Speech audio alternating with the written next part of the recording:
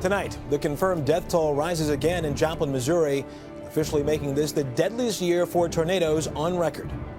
I'm Russ Mitchell. Also tonight, hitting the road. More Americans are traveling this Memorial Day weekend than last, but high gas prices are keeping them closer to home.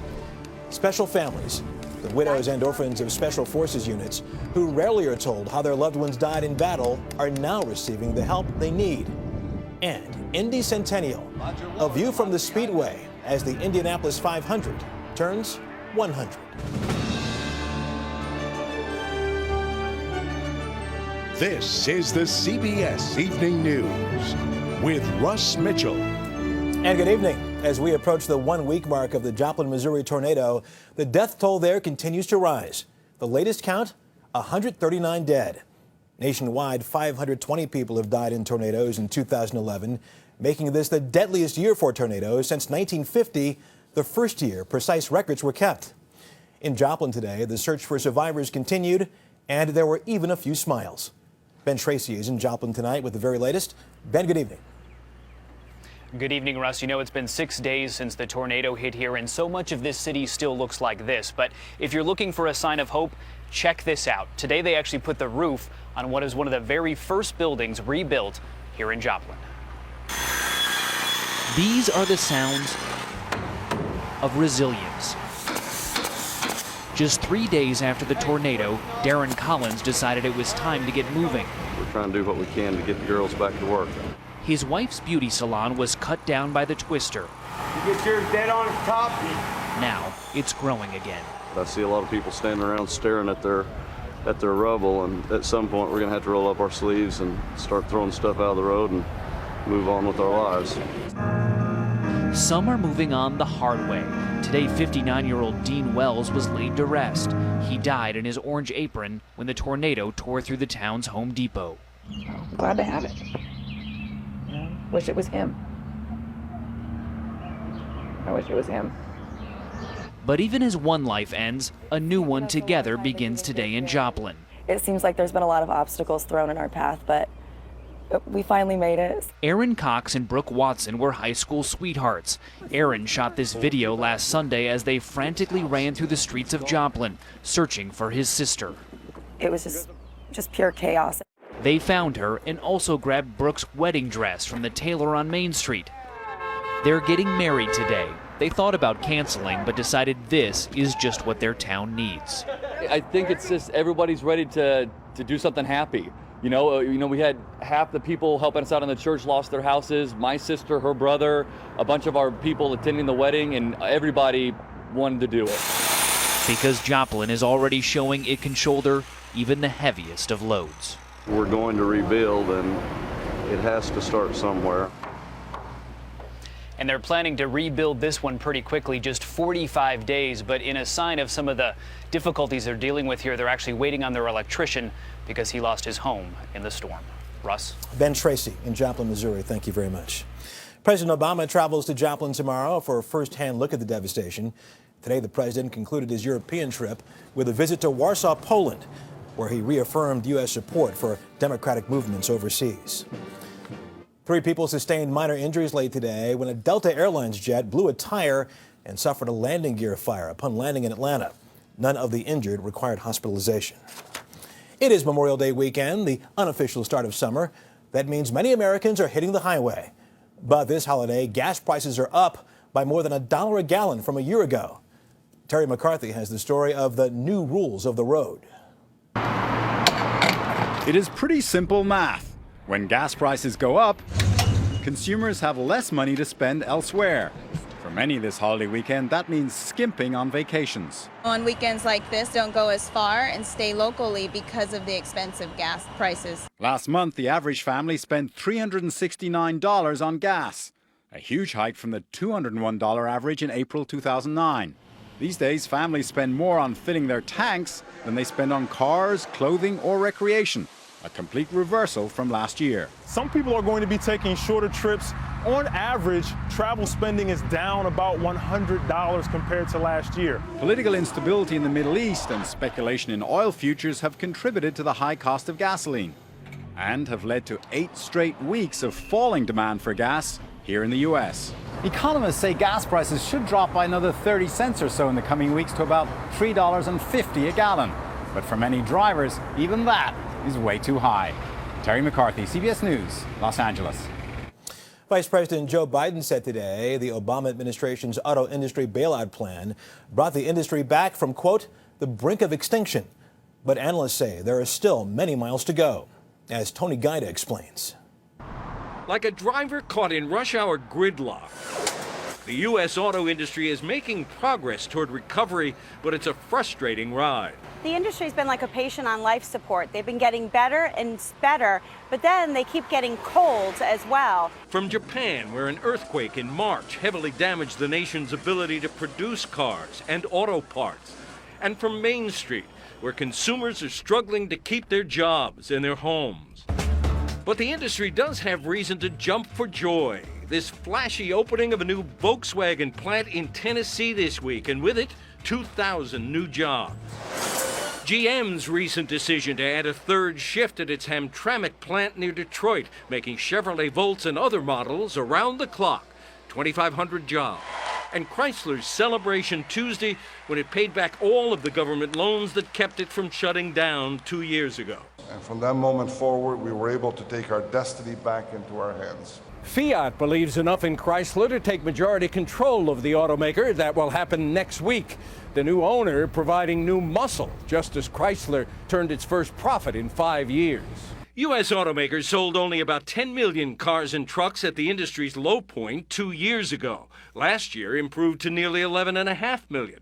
This year's projections are for nearly 13 million units. Nice progress, but still off historic highs. We don't expect to see the industry get back to full levels of 16 million units for several years. Not until the gridlock of too few jobs and too many foreclosed homes clears. Tony Guida, CBS News, New York. Congress remains in formal session this holiday weekend as Republicans seek to block President Obama from making recess appointments of controversial nominees. Chief among them is consumer advocate Elizabeth Warren. Whit Johnson has more on her stormy week on Capitol Hill. Whether it's hidden credit card fees, fraudulent mortgages, or risky dealings on Wall Street, the Consumer Financial Protection Bureau is supposed to be the new sheriff looking out for you. But the federal agency, which hasn't even opened its doors yet, is already controversial. We had an agreement for the time this hearing would occur. You're making this up, You Ms. asked it. Elizabeth Warren, the new bureau's chief architect, sparred with Republicans during a congressional hearing this week. President Obama chose Warren to create the agency last September, but this outspoken Wall Street critic has become a lightning rod for the opposition. When you put this much power in one individual's hands without a check, without a balance, without being subjected to congressional appropriation on an annual basis, or even every 2 years, those things cause problems. Congressman Patrick McHenry voted against the Bureau's creation. He and other Republicans want the position of agency director to be replaced by a bipartisan commission under the control of Congress, a move Democrats argue will kill the agency's effectiveness. Government has been so far on the side of the big banks and big institutions and forgotten the little guy. Congressman Elijah Cummings and a group of his colleagues have called on Congressman McHenry to apologize to Warren for his treatment of her at the hearing. To just accuse the She's lady accusing me of lying. making an agreement that I never I think made. you need to clear this up with your staff. There's a certain level of decorum and a certain level of respect. You think that respect was broken? Oh, no doubt about it. I think she owes Congress an apology. The Consumer Financial Protection Bureau is supposed to be up and running by July, but it still has no director, and Senate Republicans are threatening to block any nominee. Whit Johnson, CBS News, Washington. Coming up on tonight's CBS Evening News, help for the families of Special Operations soldiers who have fallen in battle.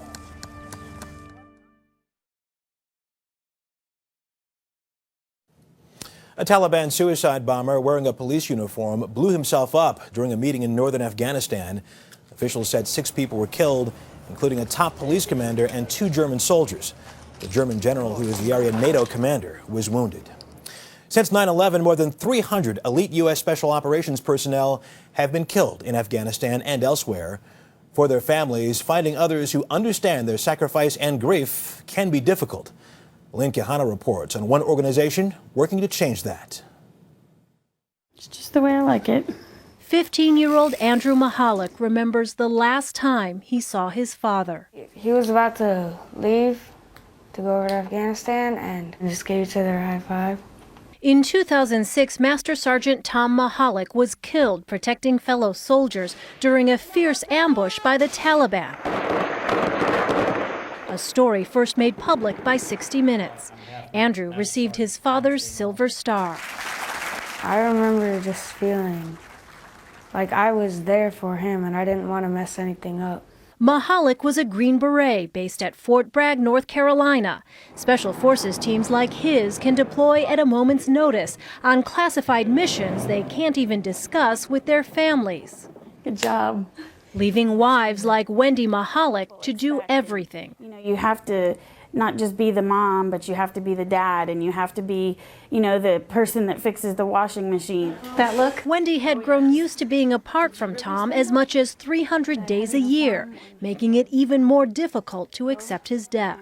I waited for the knock on the door and for him to come in and say, "Hey, I'm home," and it just didn't happen. I lived on post. Wendy found support through the United Warrior Survivor Foundation. Elizabeth Brown, who's married to a Special Forces soldier, runs the organization. It was created to help widows of Special Operations personnel. It is a very tight-knit community. We can put them together with somebody that got that life before and gets where they're at now. Connor, are you keeping track of the time? Molly Patton moved to North Carolina after her husband, Sergeant Major Jerry Patton, died in a training exercise in 2008. She's now raising their 4 sons alone. Well, I'm 2 years out and I'm still saying the same thing. You're still saying? I'm still saying, who's going to love my boys like their dad? You can make it on time. Now her family is adjusting slowly.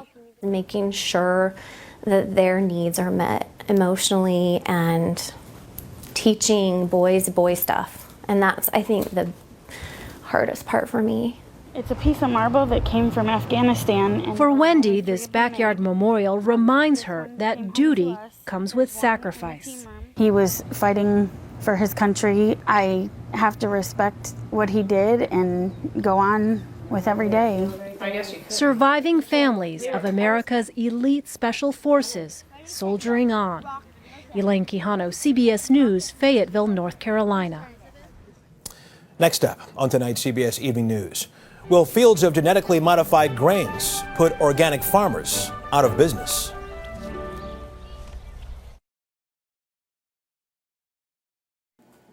The Agriculture Department's approval earlier this year of genetically modified alfalfa, the 4th biggest U.S. crop by acreage, has brought a flurry of lawsuits by organic farmers who feed alfalfa to their dairy cows. Seth Doan tells us why they fear for their livelihoods. Come on, babe. Come on. Searching for greener pastures, dairy farmer Tony Azevedo switched from conventional farming 15 years ago to an all-organic dairy. His certified organic milk turns him a higher profit, but he also has to meet much higher standards too.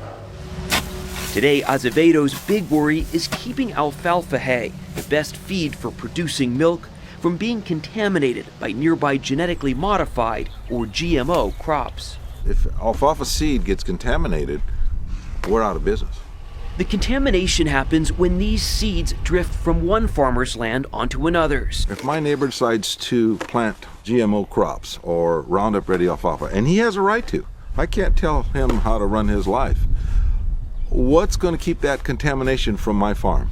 The problem? The USDA recently approved the unregulated release of Monsanto's genetically modified alfalfa, which is engineered to be resistant to the company's herbicide Roundup, a chemical that kills weeds.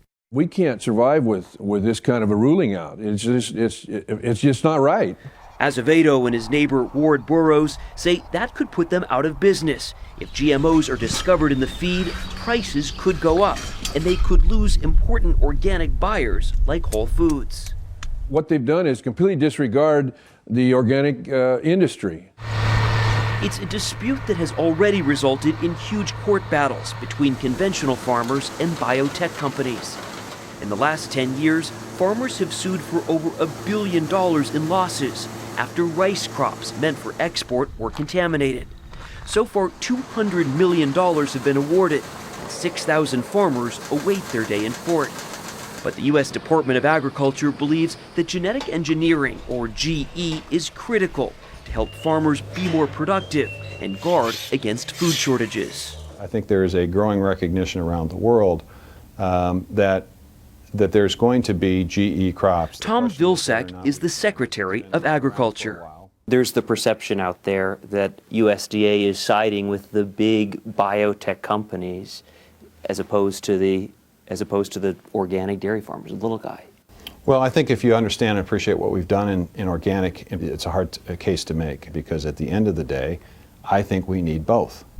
Vilsack says more research is being conducted, but meanwhile, the seeds are being planted. You're not going to know that you have it until it's too late, until they test the animals, they test the milk, and it's now in the food chain, and then it's too late. And organic farmers can do nothing but watch and wait. Seth Doan, CBS News, Washington. And musician, poet, and political activist Gil Scott-Heron, whose work influenced generations of rappers, died yesterday. Because the revolution will not be televised. The revolution will not be televised. He was best known for that song, 1970s, The Revolution Will Not Be Televised. Gil Scott-Heron was 62 years old. And still ahead on tonight's CBS Evening News, 100 years of the Indy 500.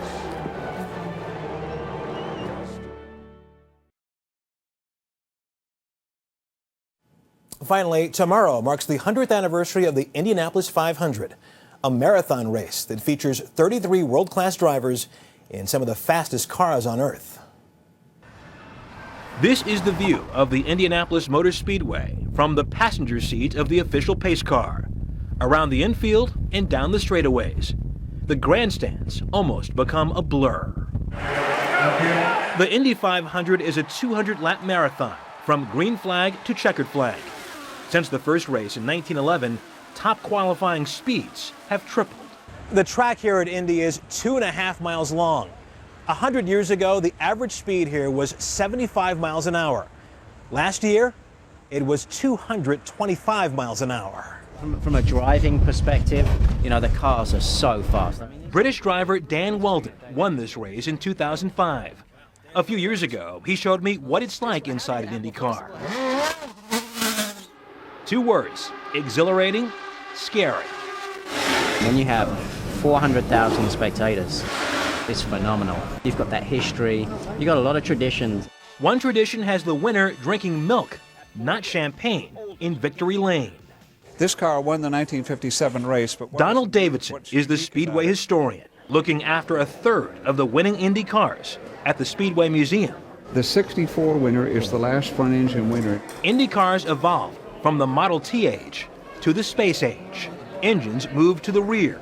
Steering wheels got smaller. In this, you're practically on your back. Oh, wow. And the cars more aerodynamic and computer designed. And here it comes, Mario, the checkered flag of victory. Mario Andretti led Indy 11 times, but won only once in 1969. I think probably if it was 400 miles, I probably would have won it 6 times. Elio Castroneves has won. Brazilian driver Elio Castroneves has won the 500 3 times in the past decade.